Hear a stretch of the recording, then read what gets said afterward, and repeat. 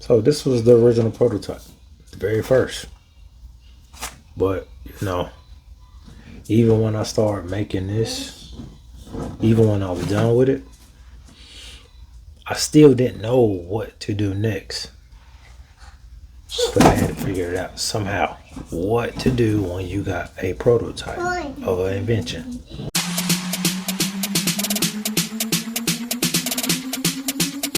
So the decision I had to make was the unthinkable. But before I tell you what the unthinkable was, let's go down memory lane after I made the prototype. As you'll see, I got my little one with me. So she's usually with me most of the time as I'm on this course to grow hand to hand to something bigger than I can imagine. So after I went through the process of making a prototype, I had to figure out what I had to do.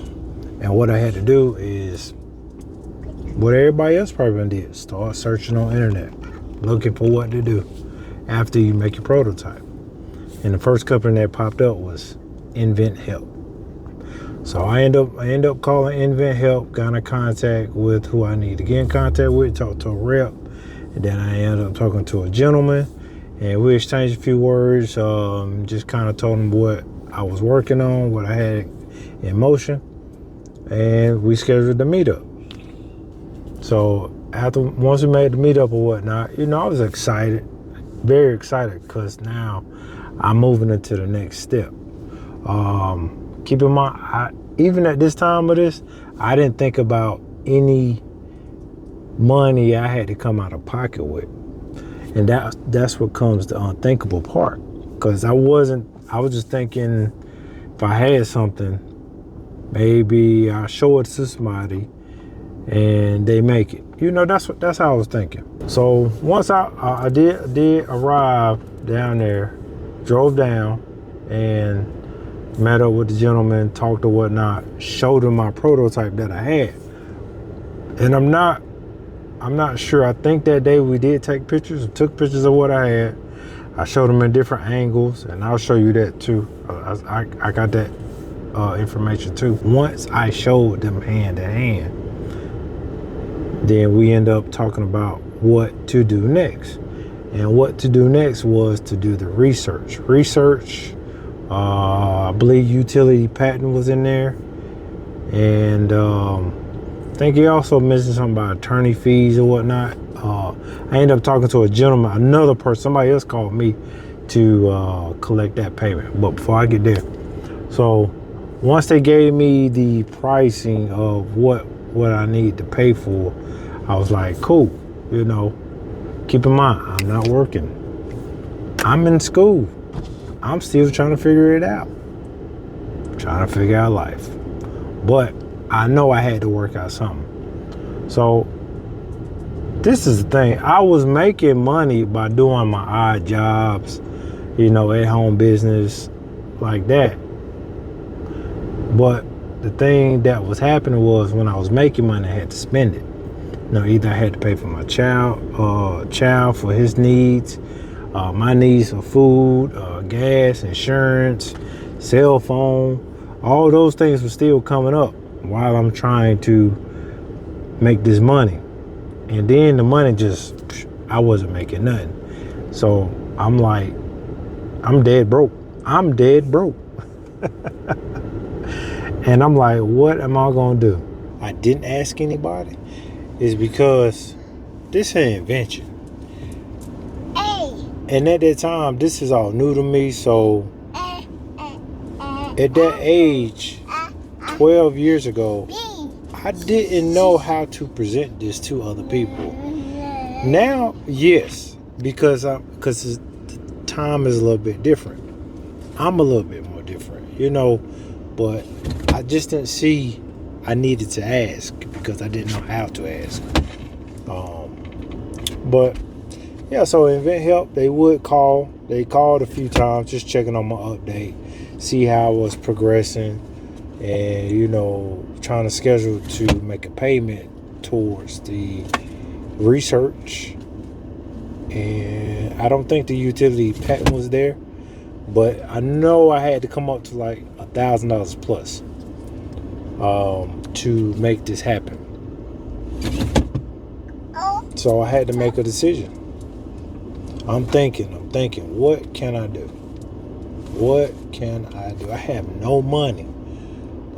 Then I don't know, this idea just came in my head. Then I started thinking about what's expensive right now, what's taking the most out of me. And it was my vehicle at the time. New brakes, oil change, little maintenance stuff that I had to fix. We're going to pull apart, trying to find and fix this. And I had a 97 Crown Victoria, so going to pull parts was nothing. The parts were there for sure. But all that required time and gas. So it came down to a point where insurance is about to come up again, and my tag was already expired on my vehicle. It expired. I got pulled over and everything. The decision I had to make was selling my car. I had to sell the car. And it only made sense for me to sell the car because it was the biggest expense. So with that, I made $2,200 off that, off selling my vehicle. I remember hopping on the bus. The guys even said, "You want to get around home?" I was like, "Nah, I'm good. I'm going to just ride the bus." They gave me cash. I gave them the title, everything right there, clean. And we went from there. I had the money to do the research, and the research was done. But I was back on the bus. But overall, I had to sell my car just to get this research done. And that was it from there. Once I got the research done, then I got the green light that there was nobody like mine out there. Through the roof. I was happy. Alright, so once the search was done or whatnot, then this was given to me. This is what they gave me through Invent Help. Just different stuff about different matching products that might be similar to mine, but it was not like mine. And that's what I like by Hand to Hand. It's a one of a kind. But I'll go through detail as we move forward in this journey on how mine is unique, So, yeah. I ended up getting this search package here. I got this lovely folder here. I still have the folder. It's still holding up a little. Got a lot of different stuff in here. That's the disclosure about the basic package. Just certain information, the process. Voila. That's what they got me. That's what I was given from Invent Help with a bunch of information and data. Research that was given to me, and I'm gonna go through the details on the next video about the book process and how everything is going moving forward from there, because I want to give y'all the journey of how this how Hand to Hand got started many years ago. Like, this is not something that I just came up with like yesterday. Like, this is something that had a lot of time on. I didn't work on it consistently, but I did stay on it. Like, it stayed there, and the different process and different companies I went through just to even get here today. So also, I want to leave you this little tea. Now, when I sold my car, I was back on the bus. And I wasn't heartbroken, torn about it. One, I had a little extra cash now. And I didn't see the trade-off being bad. I just saw that I made a sacrifice. I was still able and healthy, able to walk, and I got on the bus. And one good thing that did happen out of that, me and my son, we got to spend some more time together. And that day, I remember that day we went down to the underground. He had ice cream. He played in the jumpy house. And I think that same day we went to the mall too. I bought him my fitted cap, Bought him his first drone airplane. We went to the movies, and we just had a full day. A full day. I think I can't remember what movie. I want to say we saw Shrek. I can't remember what we saw, but went up to the mall.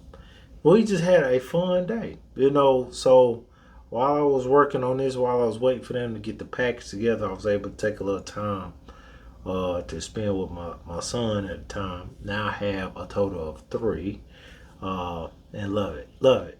So, making that sacrifice wasn't bad. I know I had to lose getting to place much quicker, but I'm still here. I'm still grinding. It didn't hurt me in no type of way.